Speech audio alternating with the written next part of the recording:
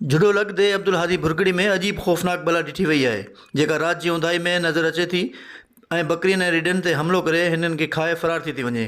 ॻोठाणनि पकड़ण ऐं मारणु चाहियो त भला एतिरी ख़ौफ़नाक आहे जेका पकड़ाई में ई नथी अचे। ॻोठाणा सख़्तु परेशान आहिनि ऐं जागी राति गुज़ारनि था। हिकिड़ो अजीब क़िस्म जो जानवर आहे।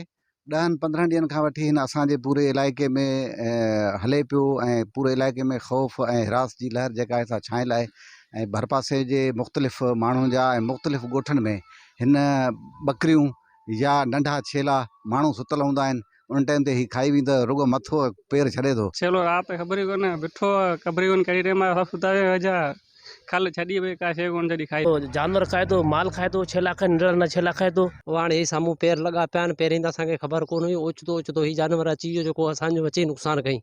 बकरी मारी छेलो मारी तंहिंखां पोइ ॻोठनि में पकड़ी पियो असांखे ख़बर न पवे त कहिड़ो जानवर आहे। पोइ जेको आहे सो पहरा ॾेई वेठासीं त जानवर अची असांखे जेको आहे सो ॾिठोसीं त वाक़ई वॾो जानवर आहे ऐं धकु हणण बि नथो ॾे मारण बि नथो ॾे।